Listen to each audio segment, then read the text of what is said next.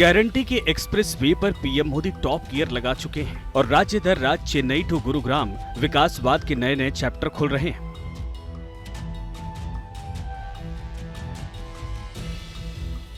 जिस रफ्तार से काम कर रही है उसमें शिलान्यास लोकार्पण के लिए समय कम पड़ रहा है, दिन कम पड़ रहे हैं जी।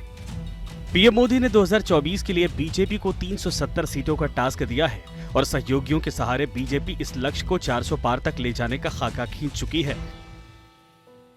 इसी स्ट्रेटजी के तहत पीएम मोदी ने उस फ्रंट पर फोकस शिफ्ट कर दिया है जहां चुनौतियों का चक्रव्यूह उत्तर भारत से ज्यादा है। जी हां, पीएम मोदी का तूफानी अभियान एक बार फिर दक्षिण भारत में दस्तक देने वाला है।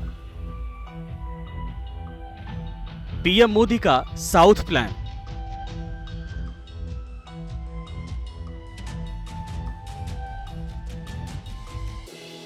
काशी में महाशिवरात्रि की साधना के बाद अब पीएम मोदी मठ मंदिरों वाले दक्षिण राज्यों में दस्तक देने जा रहे हैं और इस बार उनका दौरा इसलिए खास है क्योंकि एक ओर लोकसभा चुनाव का बिगुल बजने वाला है और दूसरी ओर 5 दिनों के पावर पैक दौरे का स्केड्यूल तैयार हुआ है।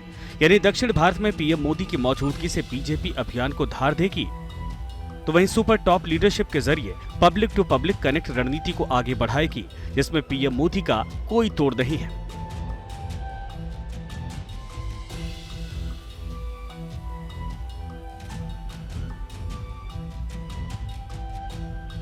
पंद्रह मार्च से शुरू हो रहे पीएम मोदी के मिशन साउथ का आगाज उसी तमिलनाडु से होगा, जहां कैडर, क्रेडिबिलिटी और कद्दावर चेहरे होने के बाद बीजेपी को वो ताकत नहीं मिली जो कर्नाटक में है। मोदी युग में पहली बार बीजेपी को इसलिए उम्मीद बंधी है क्योंकि पीएम मोदी ने काशी तमिल समागम और सेंगोल जैसे कदमों से तमिल अस्मिता को देश के केंद्र में रखा है।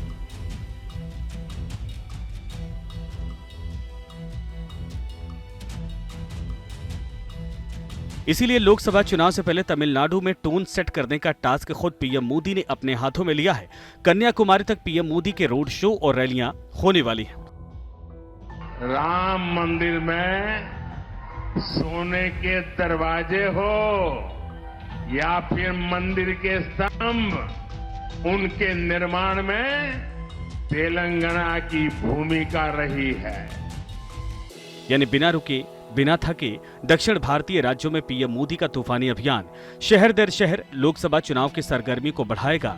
सांस्कृतिक राष्ट्रवाद, विकासवाद के सहारे पीएम मोदी 131 लोकसभा सीटों के चक्रव्यूह को भेदने का दांव चलेंगे, जिसमें कर्नाटक को छोड़ बाकी राज्य बड़ी चुनौती बने हुए हैं।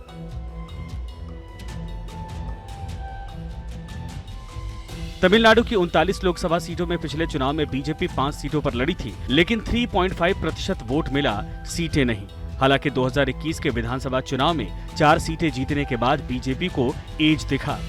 दक्षिण भारत में कर्नाटक बीजेपी का एकमात्र गढ़ है, मगर विधानसभा चुनाव में भी वो फिसल गया। सूबे में 28 लोकसभा सीटें हैं। 2019 में बीजेपी ने 25 सीटें जीती, मगर विधानसभा चुनाव में हार के बाद चुनौतियां बढ़ी हुई हैं। 25 लोकसभा सीटों वाले आंध्र प्रदेश में बीजेपी, तेलुगु देशम पार्टी और पवन कल्याण की जनसेना के दम पर आगे बिसात बिछा रही है। 16 को पहली बार विशाखापट्टनम में एनडीए की बड़ी रैली होनी है। केरल में संघ और बीजेपी के सबसे पुराने कैडर के बाद भी 20 लोकसभा सीटें चुनौती बनी हुई है। पीएम मोदी के पॉपुलैरिटी के सहारे बीजेपी को केरल में कमाल की उम्मीद है। 17 सीटों वाले तेलंगाना में बीजेपी को मोदी युग में अच्छा स्ट्राइक रेट मिला। 2019 में 4 सीटें जीतने के बाद बीजेपी रफ्तार भर रही थी कि विधानसभा चुनाव में झटका लगा। अब पीएम मोदी मिशन तेलंगाना के जरिए एक्शन प्लान सेट करेंगे। कुल लोकसभा सीटें 17, एक सीट और एक राज्य के लिए पीएम मोदी ने सबसे खास प्लान तैयार किया है। लोकसभा चुनाव के शंखनाद के बीच पीएम मोदी दक्षिण में रहेंगे, यानी संदेश और समीकरण को साधने के लिए मिशन साउथ इस बार खास होने वाला है। Team news nation.